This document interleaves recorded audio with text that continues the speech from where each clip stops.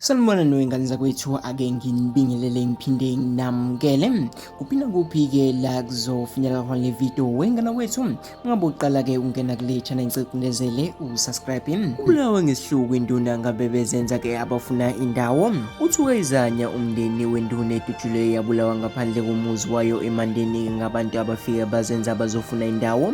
Umnumzane Vela Shando neminyaka engu-54 beyinduna esigodini ezintathu-ke emandeni. Kube ukuthi-ke ubulawe ngabantu abangaziwa bezenza laphana-ke abazofuna indawo.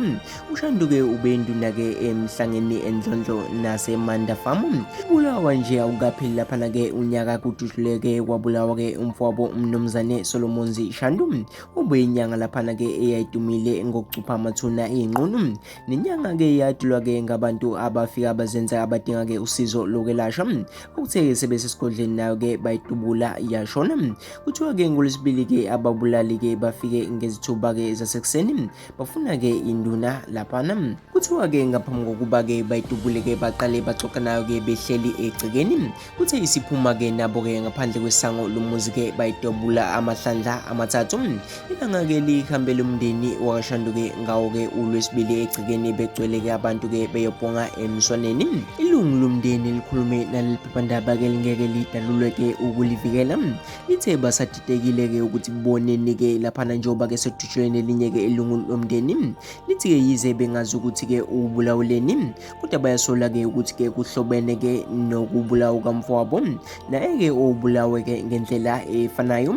Laba bantu-ke kabaqali-ke ukufika lapha phambilini-ke bazibiza ukuthi-ke ngabakashandu-ke eshowe bafuna-ke indawo. Lokhu-ke kufakazelwe-ke ukuthi-ke ngesikhathi-ke sebengenisiwe egcekeni induna-ke ikhombise-ke ukungabaxwayi. Kusho-ke leli lungu lithe bayasola ukuthi-ke ababulali imoto ibibalinde eduze ngoba-ke kuwe kwabonakala-ke imoto yohlobo lwepholo imile eduzane nomuzi wenduna. Lithi-ke ababulali-ke badubule induna maqede bazihambela ngezinyawo.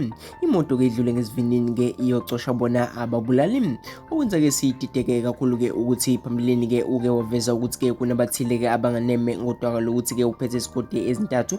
Wakusho-ke lokhu-ke ekhathazekile kasazi-ke noma nalokho kwimbangela yokubulawa yini. Kusho-ke ilungu lomndeni umnumzane Simphiwe Mdunge oyikhansela-ke kule ndawo uthi bashaqekile ngokubulawa kwenduna-ke ngendlela ethi-ke mayifaneke nokubulawa kukamfowabo.